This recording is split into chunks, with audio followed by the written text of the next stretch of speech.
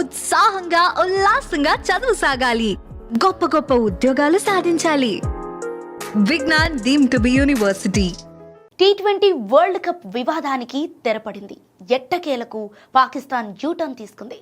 బంగ్లాదేశ్ బహిష్కరణకు సంఘీభావంగా తాము కొలంబో వేదికగా ఈ నెల 15న ఇండియాతో జరగబోయే మ్యాచ్ను బాయ్కాట్ చేస్తామని హెచ్చరించింది. ఎట్టకేలకైతే ఆర్థిక లెక్కలు, ఆంక్షల ప్రభావం ఎలా ఉంటుందో తెలుసుకుని చివరకు భారత్ మ్యాచ్కు సిద్ధమైంది. ఈ మొత్తం పరిణామాల్లో ఐసీసీ కీలకంగా వ్యవహరించింది.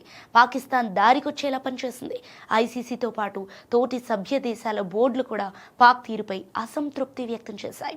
పాక్ బాయ్కాట్ చేస్తే ఆ దేశ క్రికెట్ బోర్డుకు తీవ్ర నష్టంతో పాటు ఇతర దేశాల బోర్డుల ఆదాయం కూడా దెబ్బతింటుందని చెప్పింది. చివరకు బంగ్లాదేశ్ కోసం పాక్ బాయ్కాట్ నాటకాన్ని ఆడిందో ఆ బంగ్లాదేశ్ భారత్తో మ్యాచ్ ఆడాల్సిందిగా పాక్ను కోరింది. అయితే జనవరి 25-30 మధ్యలో భద్రతా సమస్యల కారణంగా బంగ్లాదేశ్ భారత్లో ఆడటానికి నిరాకరించింది.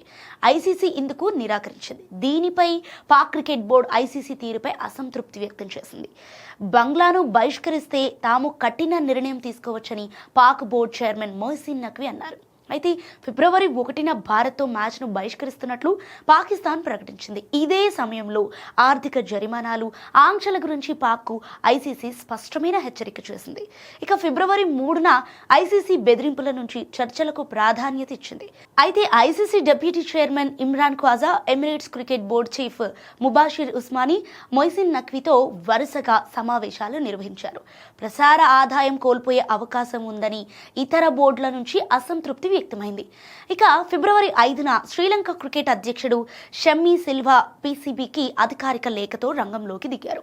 కొలంబోలో హై వోల్టేజ్ మ్యాచ్ రద్దయితే శ్రీలంక ఆర్థిక నష్టాన్ని చవి చూడాల్సి వస్తుందని చెప్పారు.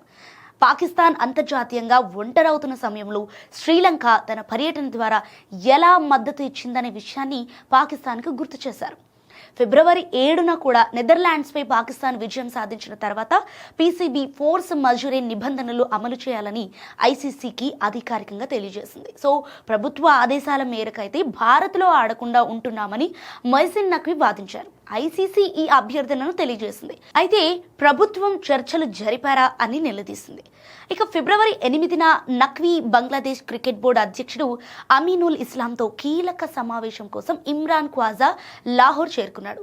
ఫిబ్రవరి 9న పాక్ బహిష్కరణ ఐసీసీ ఆదాయంతో పాటు ఇతర బోర్డులకు ఇచ్చే వార్షిక ఆదాయంపై తీవ్ర ప్రభావం చూపిస్తుందని యూఏఈ క్రికెట్ బోర్డు హెచ్చరించింది.